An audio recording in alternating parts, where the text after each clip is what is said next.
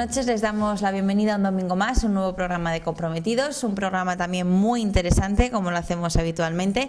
Nos acompaña Gonzalo Silió, que nos va a hablar de muchas cosas, de escuelas solidarias, de aprendizaje-servicio. Antes de nada te doy la bienvenida, Gonzalo, ¿qué tal? Muy bien, muchas gracias por la invitación. Le sonará la cara porque la última vez que le pudieron ver fue en El Legado, en esa presentación del Legado de María de Villota, esos dos programas tan especiales que le dedicamos a este piloto y que han tenido mucho éxito además, Gonzalo. Me alegro. Y de hecho vamos a aprovechar para animar también tú a la gente de casa que acuda a ese congreso del 1 al 6 de julio. Por supuesto, primero agradeceros la difusión, que ha sido muy importante contar con vosotros. Y sí que hemos visto ya que hay muchas personas que se han inscrito, tanto como voluntarios como participantes. Quedan plazas todavía, sobre todo como participantes, como voluntarios menos. Quien quiera ser voluntario está a tiempo todavía y, como siempre, que visiten la página mariadevillota.es y ahí podrán participar. Gonzalo, ya vamos a dar protagonismo a estos temas tan importantes que nos vienes a hablar, pero para empezar vamos a hacerte una carta de presentación. ¿Quién es Gonzalo Silió y a qué se dedica? Pues bueno, yo Gonzalo, me un poco de vergüenza empezar hablando de mí. Me llamo Gonzalo, vengo de... Soy de Bárcena de Piedeconcha, soy cántabro y me dedico a educar casi desde que tengo uso de razón, o por lo menos desde que dejé de ser adolescente. He trabajado en diferentes ámbitos, soy psicopedagogo, profesor de educación física y actualmente trabajo en el Colegio Verdemar y trabajo con la Fundación EDES también en Bilbao. Y desde hace unos años, desde que conocí a Rosersvalle en un congreso en Pollo ya en 2008, pues quedé prendado por el aprendizaje de servicio y hemos hecho muchas actividades en relación a las fiestas de metodología educativa, que es lo importante de hoy y de lo que vamos a hablar largo y tendido, espero. Haces mención a Rosersvalle, la vamos a tener en la segunda parte de esta entrevista. Cuando vayamos terminando contigo nos harás una carta de presentación para ella, para darla paso. Pero ahora vamos a ir contigo, Gonzalo. ¿Qué es APS Cantabria? APS Cantabria es una asociación que surgió hace 3 años en la Universidad de Cantabria, formada prácticamente por estudiantes voluntarios y algún profesor que les apoyamos, y tenía como objetivo difundir, formarnos y valorar el aprendizaje-servicio. Actualmente los integrantes han cambiado un poquitín porque ya los estudiantes afortunadamente son profesores y están buscando su desempeño laboral, y seguimos colaborando con un poco menos de fuelle, pero seguimos colaborando en la difusión y divulgación del aprendizaje-servicio. En este primer trimestre del año se han difundido una serie de datos sobre estudios educativos. ¿Qué nos puedes adelantar de esos informes? Bueno, ha habido varios informes y, a grosso modo, creo que muchos de ellos intentan dar un sesgo a la educación acercándolo más a la vida. Podríamos resumir con esta vieja idea, porque desde 1930 se habla sobre que acercarnos las escuelas a la vida. Es uno de los dogmas de Dewey, por ejemplo. Y sí que el aprendizaje-servicio ofrece una oportunidad para hacer realidad esto. ¿Por qué? Porque el aprendizaje-servicio aproxima los aprendizajes académicos a la realidad cotidiana, porque una parte fundamental del aprendizaje-servicio es el servicio a la comunidad. ¿Cómo podríamos decir o cómo podríamos aplicar estos resultados de este informe, que te digo que son resultados bastante negativos, podríamos decir, que hablaremos un poco más adelante de ellos, pero cómo podríamos aplicarlo a nivel local, a nivel de Cantabria? A nivel local no tengo ninguna repercusión más allá que la media nacional, ¿no? Me parece que es triste que siempre cuando hablamos de educación es para señalar lo negativo, ¿no? Ayer tuvimos la suerte de encontrarnos con casi 50 docentes cántabros que hacen un sobreesfuerzo para formarse con su tiempo personal, para seguir formándose y mejorar en su trabajo. No sé cuántas profesiones también hacen todos esos sobreesfuerzos. Y la verdad que cuando hablamos con ellas vimos que hacen prácticas muy, muy interesantes. Y mira, aprovechando que has hablado antes de María era amiga mía, y María fue a verme una vez a una ponencia que dimos en Gijón. Y María me dijo, no entiendo por qué hay gente con tanta pasión como tú por la educación, porque siempre ponéis el énfasis en las partes negativas. Dice, ¿no será mejor hablar de lo positivo y así podemos quitar el énfasis en lo negativo? Dice, igual hacemos mejor, más bien así. Y desde aquel día, cuando hablo sobre todo en público, cuando haces análisis, obviamente que es el objetivo, ¿no? Pero en público prefiero hablar de lo positivo, porque creo que arrastra mucho más y mejora lo negativo en vez de solo acentuarnos en lo negativo. Igualmente creo que un ejemplo es por qué nos habéis invitado y por qué está aquí Charo con nosotros en Santander, es porque desde Consejería el Fondo Cantabria Coopera han lanzado una red de escuelas solidarias para intentar que la solidaridad y la educación para el desarrollo sean prácticas cotidianas en las escuelas. Y os puedo garantizar, y lo podría hacer cualquiera de estas personas que trabajan allí, que las expectativas han sido superadas por el acogimiento que han tenido los profesores y que demandan más formación y más medios. Con lo cual yo, para resumir, diré que en Cantabria hay unos profesores muy saludables, profesores y profesoras muy saludables y con ganas de hacer mucho más y mejor todavía.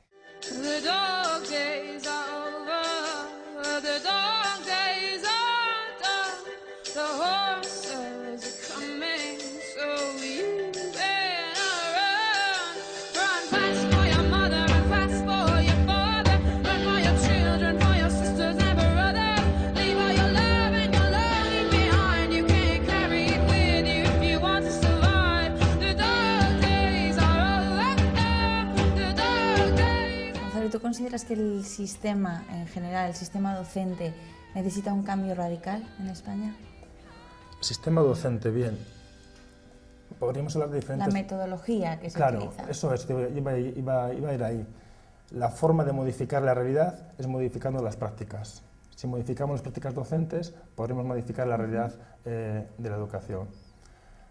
El aprendizaje y servicio, sobre todo lo que garantiza es que los chicos y chicas aprendan de forma práctica, con experiencias significativas, porque trabajan en medios reales. Y entonces el reto al que se tienen que enfrentar es un reto mucho más atractivo. Eso modifica en sí la escuela, porque abre la escuela a la comunidad y hace que la comunidad sea vista como objeto no solamente de estudio, sino como gesto de acción educativa. Insistís, trabajáis en este aprendizaje-servicio que tantas ventajas trae consigo. ¿Aquí en Cantabria se aplica este aprendizaje-servicio? Sí, además tenemos la suerte de que las instituciones educativas en Cantabria han apostado y han apoyado de forma informal, podríamos decir, pero siempre ha tenido hueco en las formaciones el aprendizaje-servicio. Y en los últimos años, pues, desde Consejería de Educación, dentro de estas escuelas solidarias se apoya mucho y se cuenta con el aprendizaje-servicio. ¿Ejemplos? ¿Te pongo algún ejemplo? Sí, porque de hecho a continuación te iba a preguntar cuáles son las claves del éxito de este aprendizaje-servicio. Te pongo un ejemplo y en el ejemplo voy a hablar de un éxito.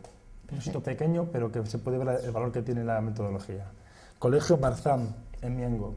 Hacen una primera práctica de aprendizaje-servicio muy sencilla, que la hacen casi todas las escuelas, aunque algunas no la denominan aprendizaje-servicio, que consiste en que los niños de primero de primaria que tienen que aprender a leer y tienen que entender la utilidad de leer, les leen cuentos a los niños de infantil, porque los de infantil tienen que empezar a familiarizarse con la lectura. En este intercambio de necesidades y de aprendizajes, los de primaria se van educando y formando para cómo enseñar a otros a leer, y a la vez ellos aprenden a leer mejor, y hacen diferentes prácticas, ¿no? ¿Qué ocurrió en este proyecto? Que los chavales de primaria y niños y niñas de primaria tenían un niño y una niña de pareja que era su responsable de cuentos, ¿no? Y al final, claro, los niños cuando disfrutan piden más, los de infantil. Y ya no querían un cuento estándar, querían un cuento de un caballo que corría por el mar. Claro, el niño de primaria decía, pues tengo que buscar un cuento de un caballo por el mar. Y si no le hay, que le dijo la profesora, pues le escribes. Y ya los cuentos eran cuentos propios, estaban produciendo literatura, ¿no? Siempre las expectativas de aprendizaje de servicio, la persona que recibe el servicio incrementa la calidad porque demanda más, ¿no? Pero lo que quería, hay dos cosas que se ve los resultados, el éxito de la metodología. Uno, había un niño en esta clase que tenía problemas de lectura. De hecho, le habían diagnosticado algún problema de aprendizaje y el niño pues no le gustaba además mostrar en qué tenía más debilidad, con lo cual era en público y no le gustaba. Pero justamente un día antes de que tenía que bajar a infantil a leer, se presentó voluntario y leyó. Y leyó con tantas dificultades como leía siempre. Pero por primera vez leyó en público. Cuando le preguntaron, ¿por qué has leído en público esta vez? El niño dijo, porque yo quiero bajar a infantil y también quiero leer bien. De repente aprender para él no era algo individual, no era propio, sino que tenía un valor social y él quería contribuir en dar ese valor a la sociedad. Es uno de los claros índices del éxito que provoca el aprendizaje-servicio. Hace el aprendizaje social y reconoce el valor de los aprendizajes. Por otro lado, en ese patio, fijaros que es un ejemplo muy sencillo y un ejemplo muy fácil de llevar a cabo en cualquier escuela. En ese patio un día se cayó una niña infantil y se hizo una herida en la rodilla de esas que pues, se acaba el mundo, que se quedan piedras dentro de la herida, sabes cómo son, ¿verdad? Pues uno de primaria, que vio que la niña se había caído, fue corriendo a buscar a su tutora y le dijo a su tutora: ayúdame por favor, que se ha caído esta niña infantil. Y la tutora le dijo: hombre, ¿por qué me lo dices a mí? Díselo a la profesora de infantil. Y le dijo: no, me tienes que ayudar tú porque yo soy su tutor de cuentos. El niño era responsable de la niña. ¿Cómo surge esta responsabilidad? Del contacto, de la interacción que tenían practicando juntos la lectura. Esto, que seguramente luego lo remarcará también Charo, evidencia cómo se crea tejido social y cómo se ven las interrelaciones entre personas que, imagínate, diferente aula de infantil, diferente bloque, sí, igual no tienen relación, no sabían el nombre. A raíz de trabajar juntos, forman parte de algo. El aprendizaje de servicio no es que genere comunidad, sino que la hace práctica. Se vive la comunidad.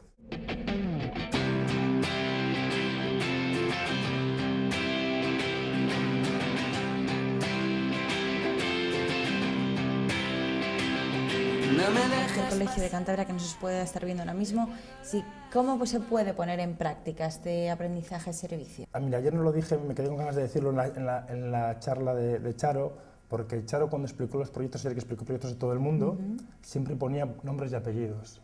Decía la persona o el profesor o la persona de una entidad social que dio el paso adelante para provocar el proyecto, y luego cómo se sumaron diferentes instituciones. Pero el aprendizaje de servicio tiene nombre y apellidos. Es alguien que tiene una intencionalidad o responsabilidad educativa y que quiere que sus alumnos aprendan más y mejor, pero que a la vez mejoren y contribuyan en algo en la mejora social. Ahí se empieza. Y a partir de ahí, al principio con un pequeño sobreesfuerzo, a partir de ahí se obtienen los beneficios de la metodología. Además, beneficios en los que obviamente el alumnado juega un papel básico y fundamental. Entonces, podríamos decir que en muchas escuelas estamos acostumbrados a ese estudio de memoria, al memorizar por memorizar, y aquí estamos viendo que esto tiene unos beneficios magníficos.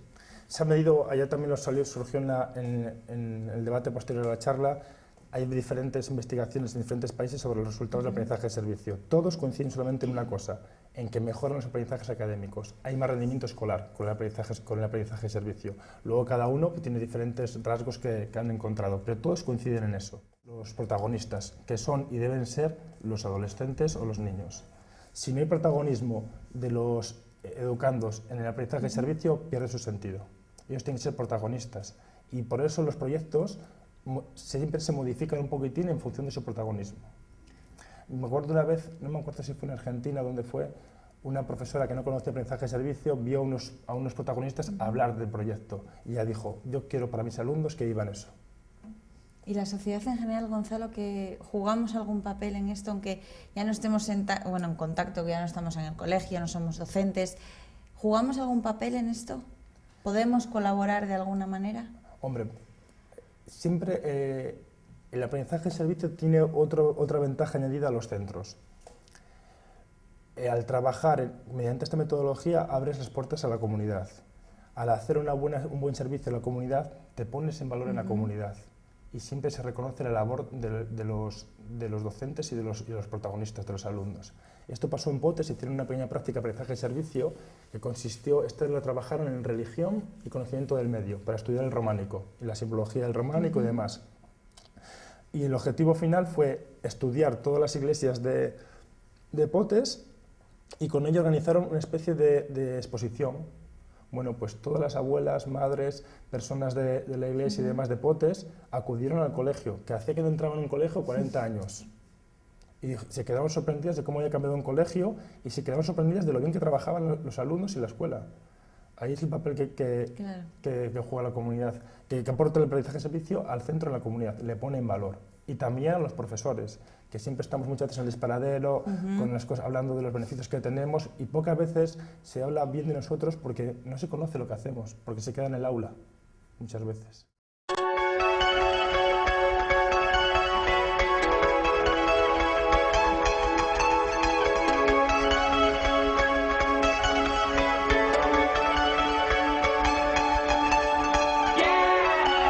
¿Qué proyectos tenéis ahora en marcha con este aprendizaje de servicio? Ahí en España, Charo luego hablará de su libro que he publicado en el 2013, En España está cogiendo bastante velocidad y auge. En casi todo el territorio español se está trabajando diferentes prácticas de aprendizaje-servicio. Las universidades en los últimos años también están dando un impulso muy fuerte al aprendizaje-servicio. En Cantabria actualmente, con la red solidaria de escuelas, está gustando mucho la metodología y hay personas que la están probando y aplicando. Yo confío, y es que además creo que tiene que ser así. No concibo el desarrollo de las escuelas sin que apliquen metodologías que puede ser aprendizaje-servicio, pueden ser otras parecidas, pero la ventaja que tiene el aprendizaje-servicio es que, por un lado, implica aprendizajes prácticos, experienciales, y por otro, mejora la comunidad. Por lo tanto, tiene lo mejor de diferentes metodologías, la que las aglutina en una sola. Por eso creo que va a ser hegemónico de alguna forma en los próximos años. Datos. En Holanda es obligatorio el aprendizaje-servicio. Bueno, el aprendizaje-servicio no es obligatorio el voluntariado en secundaria, pero el aprendizaje-servicio es la metodología más usada para desarrollar ese voluntariado. Y en Estados Unidos oscila por diferentes causas, pero sobre un 30% todas las escuelas de toda secundaria y primaria practican aprendizaje-servicio. Y en Sudamérica, gracias a la labor, entre otros, de CLAIS, el Centro Promotor de Aprendizaje-Servicio, en Argentina, pues también está teniendo esta metodología mucho auge, porque soluciona problemas muy reales de las comunidades. Has mencionado varias veces las escuelas solidarias, esta red de escuelas solidarias. Háblanos un poco más en detalle de ellas. Surge en este año por iniciativa de Marta Guijarro y su equipo en la consejería. Creo que lo forman, de inicio empezaron 12 escuelas, creo que están llegando a más de 20 ya. Empezaron con una formación concreta para profesores y con una puesta en marcha de un proyecto, y cada vez está creciendo más, y de hecho ya hay un portal dentro de la consejería para estas escuelas y se les empieza a dotar de recursos. Y la verdad es que yo, que he estado en algunas formaciones que otras ya, pues se respira un ambiente muy sano, un ambiente muy solidario y además muy positivo, que eso se agradece mucho, ¿verdad? El tener un ambiente positivo pues te da muchas fuerzas, y en esta red creo que va a crecer en los próximos años con bastante protagonismo. Gonzalo, me gustaría terminar contigo con una pregunta que puede parecer sencilla, complicada. Yo creo que tú la tienes muy clara. No lo será, seguramente. De hecho, muy clara además, porque se te ve la pasión esta que tienes por la educación. ¿Para qué se educa, Gonzalo? ¿Para qué se educa? Yo sé para qué educo yo. Yo sé por qué me levanto por la mañana y para qué voy a clase, o por qué invito hoy a Charo que venga a mi clase en el Colegio Verdemar y demás. Yo educo para intentar mejorar un poquitín la realidad que tenemos. Con mejorarla un poquitín me quedo satisfecho. Porque cuando hay una frase que me gusta mucho, que es, creo que es de Harry Adams, que decía: la influencia de un profesor nunca se sabe dónde acaba. Y eso es ingrato a la vez, porque tú trabajas muy bien, te vacías como profesor, pero muchas veces no ves los frutos. También hay una metáfora que hablaba de que un profesor es como sembrar bambú, que el bambú tarda 7 años en florecer. Pues muchas veces hacemos eso, es ingrato. Y yo necesito sentir la acción, el contacto con la realidad, para sentir que estamos trabajando bien. Esperar 7 años sin ver ninguna evolución, para mí soy demasiado ansioso. Por eso me gusta que mis aulas tengan acción fuera de la escuela. Además, yo creo que se agradece esta pasión que tienes por la educación, porque los docentes juegan un papel muy importante luego en la vida diaria de estos alumnos. Como todos recordaremos a algún profesor con especial cariño o con especial manía, podríamos decir, ¿no? Yo creo que, de hecho, si preguntas a cualquier persona de nuestro mundo, le preguntas a tus 5 personas más influyentes, que en esas 5 casi siempre suele haber un profesor o profesora. Bueno, Gonzalo, pues una vez más te agradecemos que hayas estado aquí hablándonos de todo esto. Y antes de despedirte, mejor que tú nadie para que le presente a los de casa a nuestra segunda invitada. Pues muy bien, un placer presentar a Rosel Valle, Charo para los amigos. Charo ha venido a cantar ya unas cuantas veces, hay gente ya que la conoce. Además, es una persona siempre muy dispuesta a ayudar. Es decir, tú la llamas, te dice siempre que sí y luego se piensa pensar cómo, pero siempre el sí le tienes. Charo es pedagoga, es catalana, lleva unos cuantos años trabajando en educación formal e informal, y desde hace unos casi 10 años ya, 8 o 10 años, está trabajando. Fue la persona que dio el paso al frente, puso su cara y su tiempo para empezar a divulgar el aprendizaje-servicio. Lo ha hecho muy bien en estos años, de una forma muy poco invasiva, como creando lluvia fina muchas veces, y ha conseguido que cale en muchas personas. Nos ha mojado muchos. Y además es una apasionada de la montaña, que la voy a poner en un reto porque tiene pendiente los Picos de Europa y ahora que ya en público te invita a la que venga a Picos de Europa. Gonzalo, pues yo no tengo nada más que añadir a esta presentación. Muchísimas gracias por habernos acompañado y no se muevan porque ahora para los amigos vamos a conocer a Charo. Adiós, muchas gracias.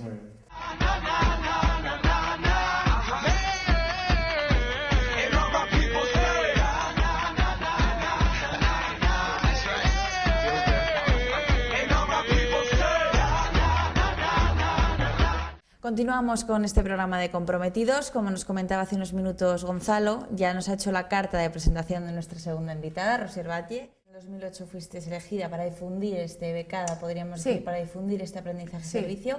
2008-2011, ¿cómo han sido estos años? Han sido estupendos, porque me he dedicado a viajar mucho por todas las Españas, son muchas y muy diferentes.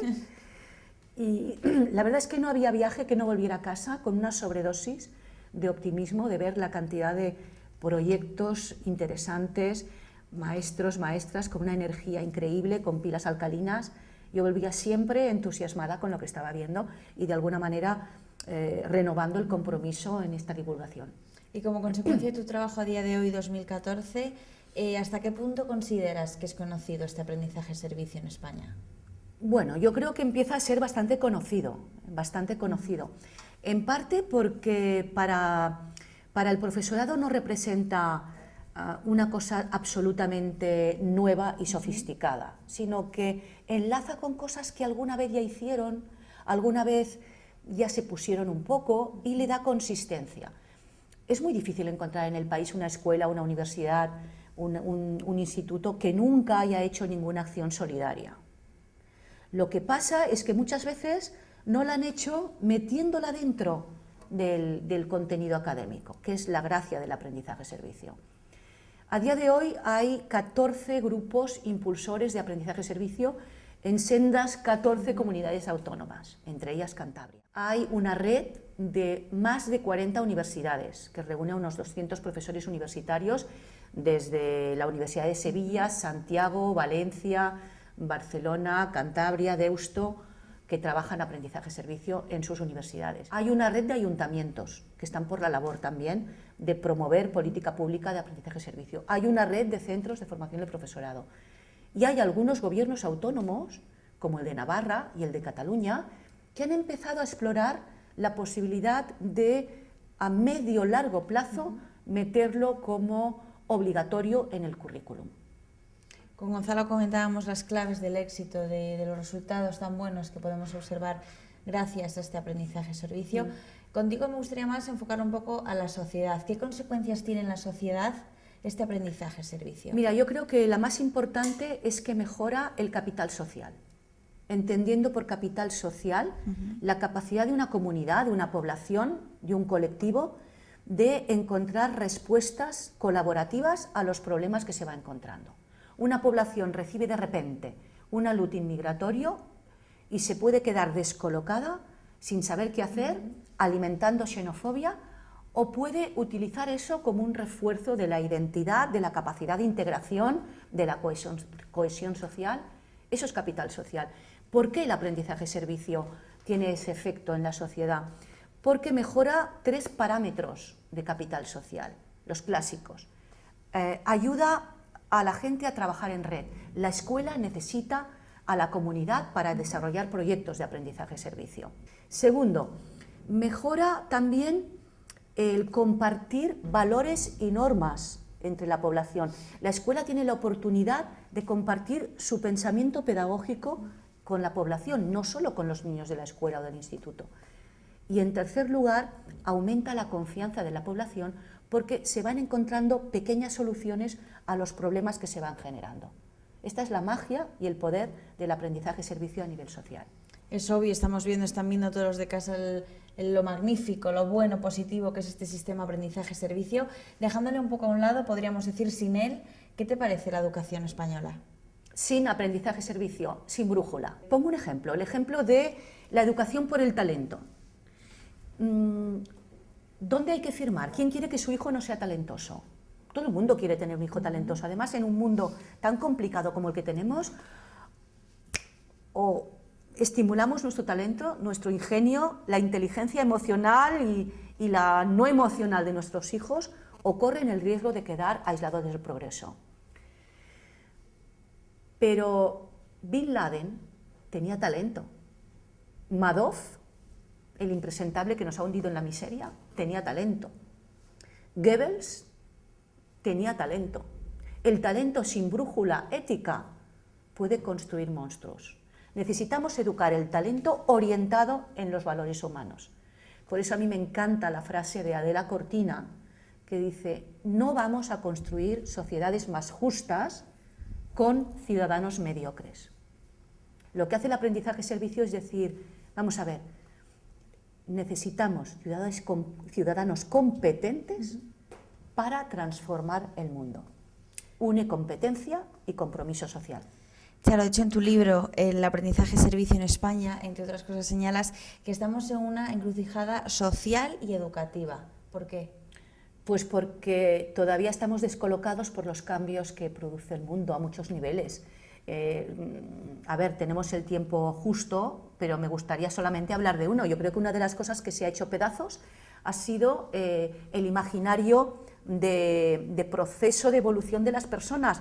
Había una época para estudiar, que corría pues toda la educación obligatoria, desde que entrabas en la escuela hasta que acababas y decidías, pues no sé, voy a entrar en una universidad o voy a incorporarme ya al mundo del trabajo. Bien, eso era una etapa de tu vida.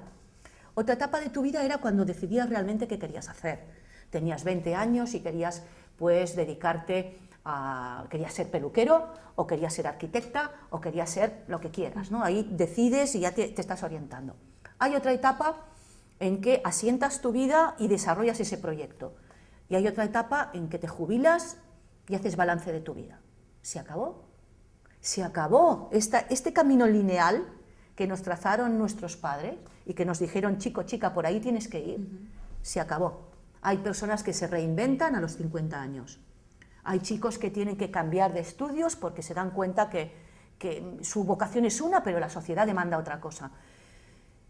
Muchas de las cosas que antes funcionaban y nos daban seguridad se han roto en pedazos. En medio de estos pedazos que aparecen como una selva, puede parecer que la única manera de tirar adelante es la ley del más fuerte. Y ahí es donde nosotros necesitamos recomponer el tejido social, recomponernos como personas para orientar no solamente qué persona queremos ser, sino qué mundo queremos. También señalas que este aprendizaje de servicio, además de ser una herramienta didáctica tan positiva, responde a una pregunta importante, y es ¿cuál es este fin último de la educación? Yo creo que el fin último de la educación es formar ciudadanos competentes, capaces de transformar el mundo. Hay que unir ambos anhelos en uno solo. Muchísimas gracias, Charo. Gracias a ti. A todos ustedes ya han visto el gran aprendizaje que hemos tenido hoy. Muchísimas gracias por habernos acompañado. Les esperamos la semana que viene en un nuevo programa de Comprometidos. Como una barca de papel que cuando se moja se hunde, como una manzana que al morder la cabeza me confunde, como una veleta que se mueve y que el viento no obedece. Me gusta como eres, como una balanza que mide el tiempo.